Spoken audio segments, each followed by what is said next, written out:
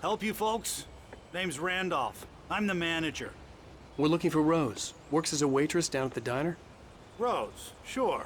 Nice girl. Who wants to know? I'm Alan Wake. The writer, huh? I heard on the radio you were visiting. Well, I'll show you her trailer. That Rose, she's a nice girl. Always pays her rent on time. As I was saying, Al, I found all sorts of weird stuff from the local newspaper's archives. This place is crazy. Disappearances, mysterious deaths, urban legends come true, and get this, most of this stuff takes place around Cauldron Lake. Well, you ain't wrong, mister. The Indians thought the lake was a doorway to the underworld. I'm the God-fearing type myself. I don't hold with that sort of thing. Yeah, okay. Anyway, there was an island there owned by a guy called Thomas Zane. Now, some of the articles I found about him make him out to be a famous writer, but I ran a bunch of searches, couldn't find a single thing he wrote. Zane was heavily into diving, so much so that the place came to be called Diver's Isle. But the volcano under the lake erupted in 1970, and Zane went down with the island.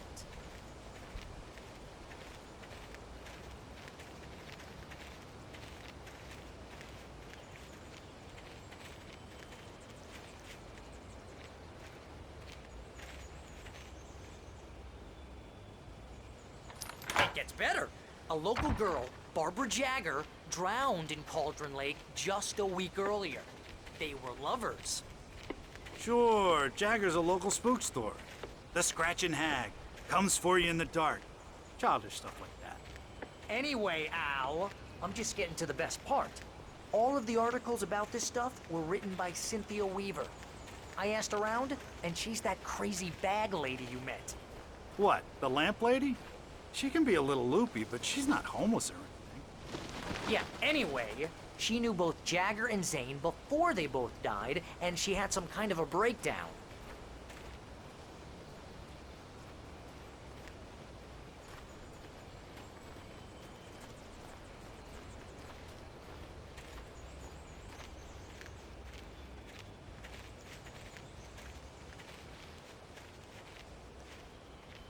Well, mister, this here's Rose's trailer. You mind me asking what you want with her? We're just here to talk to her, pal.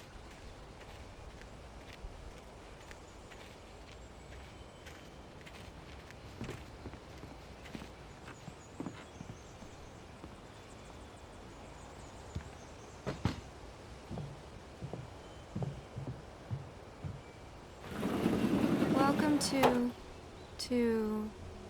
Oh dear, Mr. Wake. I'm so glad you're here. Rose, you have my manuscript? Oh. Oh yes.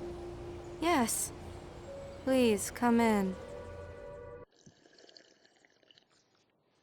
Hey, this is really good. Rose, Yes, my manuscript. I really need it. I understand.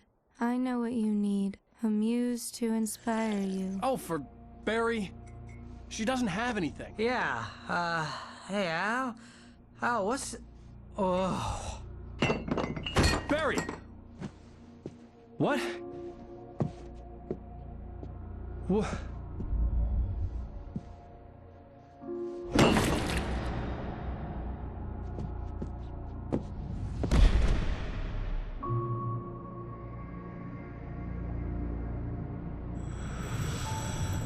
It's coming for you, hiding in my barber's skin.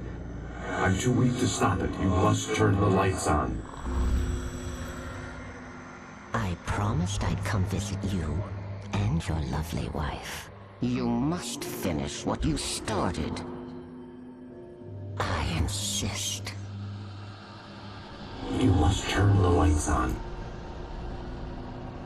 Turn the light on. Back to work, boy.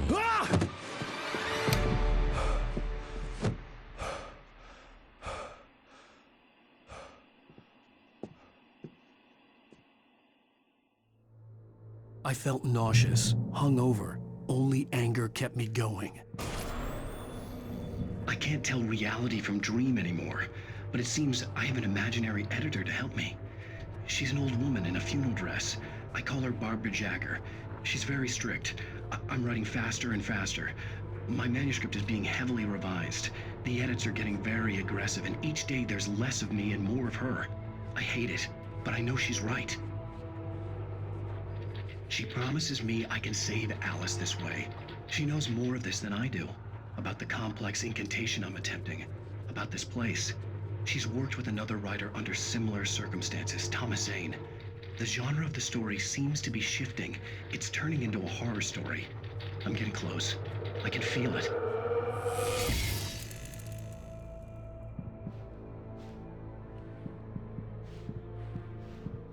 Rose took a day from me. I had less than 12 hours left to meet the kidnapper.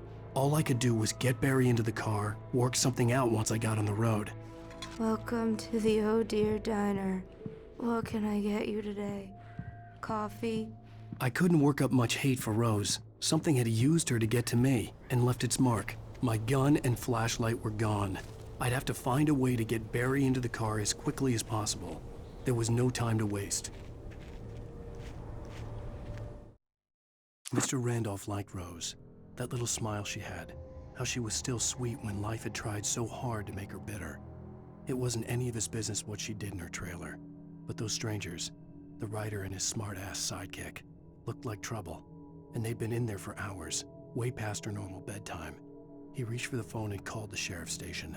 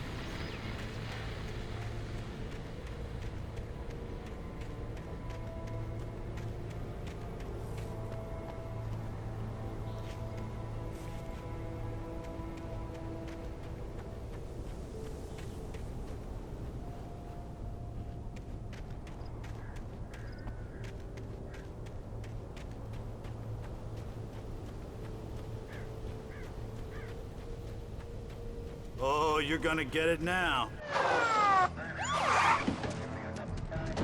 God knows what you've done to that poor girl. This is Agent Nightingale, FBI! Get him up, Hemingway! You're under arrest! You move a muscle, I'll unload right in your goddamn face! Stay right where you are, Spillane!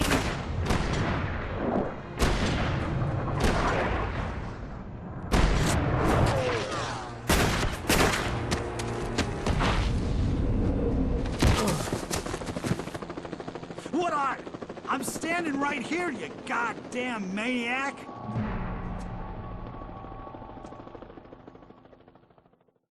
I hated to leave Barry behind, but there was no way I'd miss my appointment with the kidnapper. Give it up, Mr. Wake. Come on.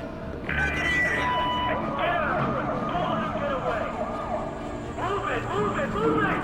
I'll have your shot if you let him get away!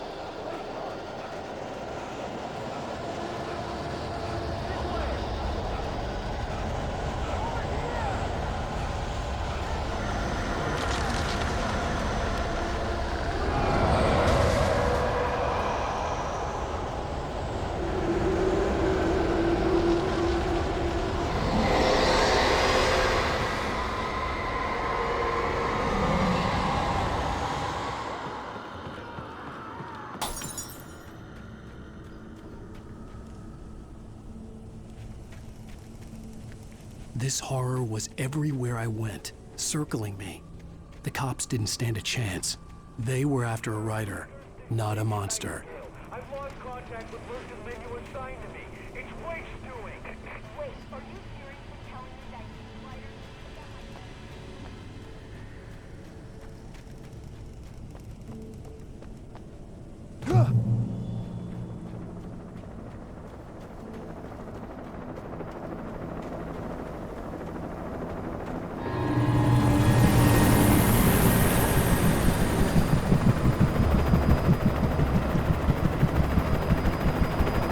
You on the ground. Hold it right there. There's nowhere to run. Freeze!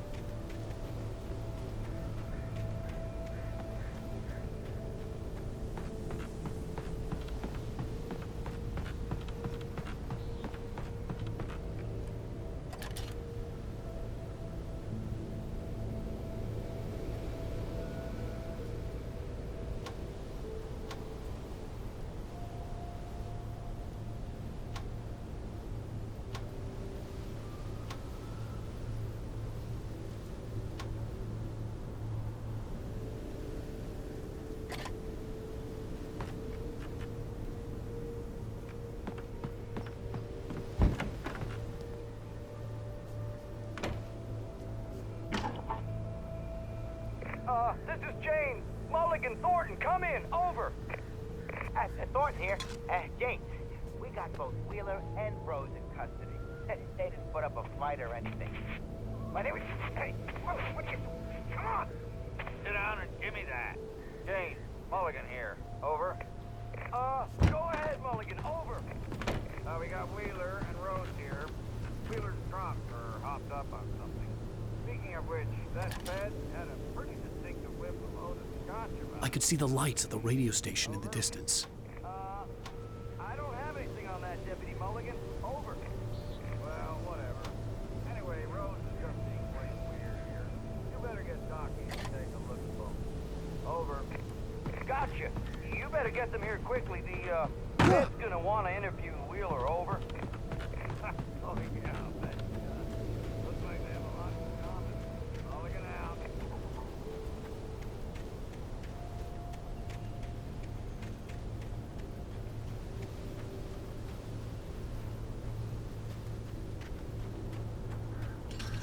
I imagined that the broadcast tower in the distance was part of the local radio station.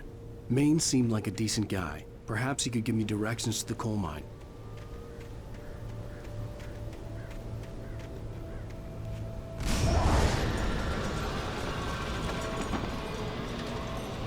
Unnatural shadows clung to the gate. The darkness that was after me was trying to stop me. I wouldn't get through without a light.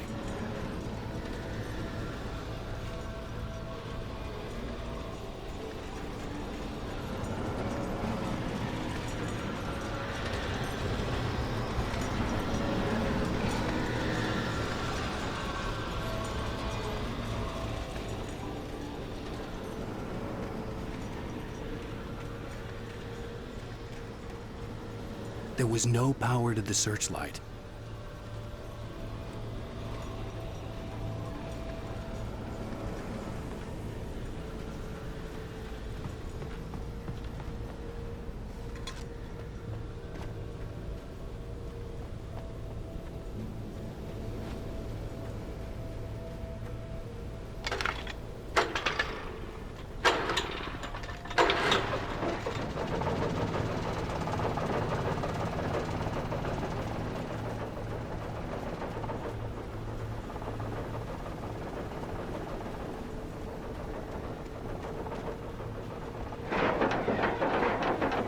The old generator conked out. I'd have to see if I could fix it and try again.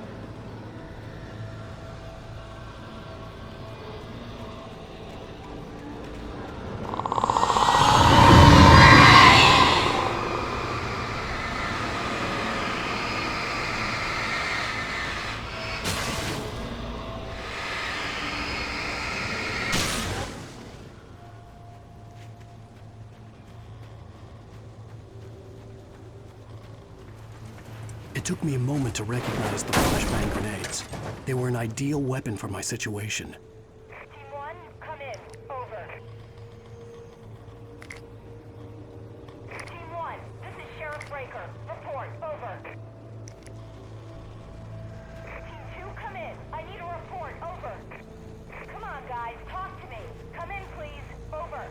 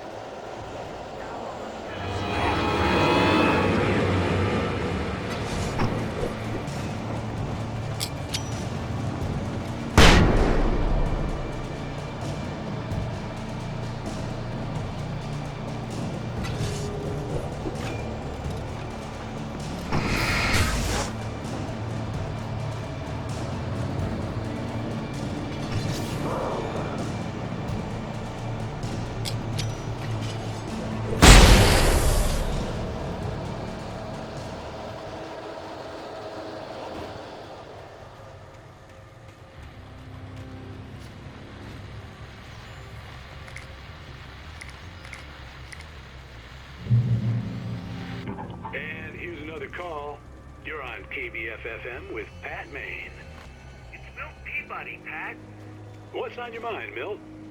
Well, I live near the trailer park, Pat, and there's a big ruckus going on over there. Well, that's just up the road from me, too. What's going on, do you know? I don't know, but there's a bunch of police cars there, lots of sirens, a helicopter buzzing around, and I think I heard some gunshots. Gunshots? Yes, sir, like from a pistol. So can you find out what's going on?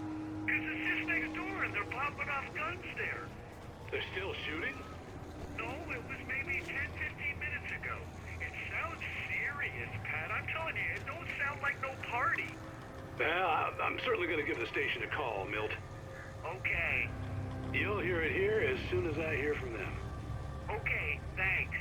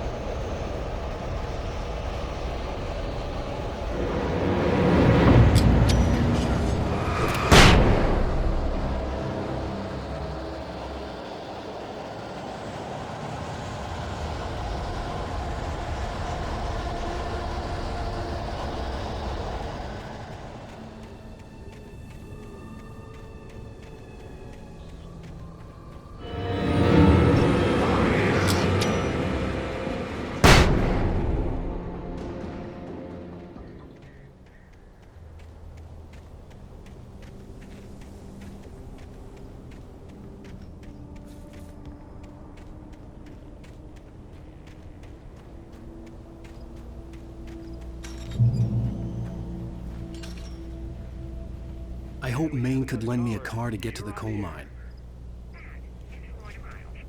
Oh, hello, Lorna. What do you have for us?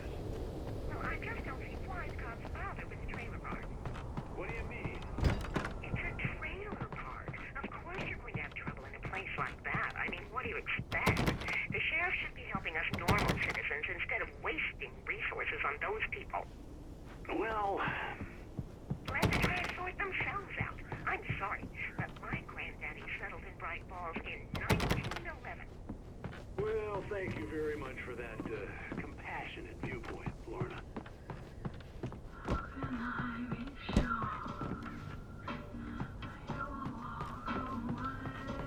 Oh, here's a little surprise. The famous writer Alan Wake just walked in. Folks, I'm going to see if I can talk him into an interview. Come on in, Mr. Wake. Oh, I'm so glad you could find the time to do this, Mr. Wake. Nowhere to run now, Dan Brown. You back away from me. Don't hurt it. Whoa, everyone calm down. Put the gun down. We're all friends here, right? Cool your jets, Nightingale. We got him. Judas Priest! What the hell's the matter with you? There's a civilian in there.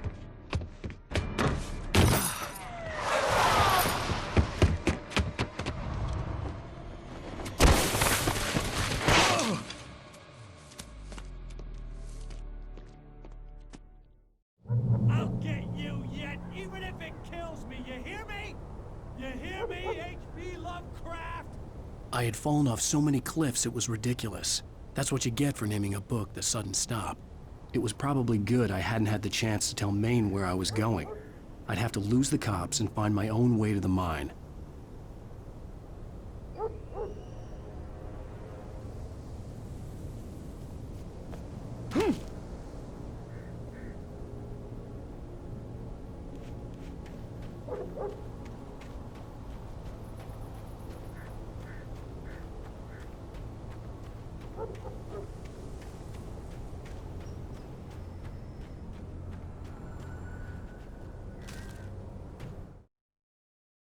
For decades, the darkness that wore Barbara Jagger's skin slept fitfully in the dark place that was its home and prison.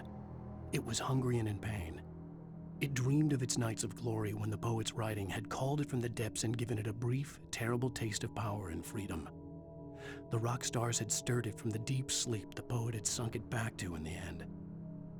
When it sensed the writer on the ferry, it opened its eyes. Nightingale stared through the broken studio window into the dark woods. He turned around, started to walk out, but Maine grabbed his arm. "Young man, you almost shot me. You don't shoot off rounds at people like that. What's the matter with you?" Nightingale shook his arm free, marched out. His cheeks burned with rage and humiliation.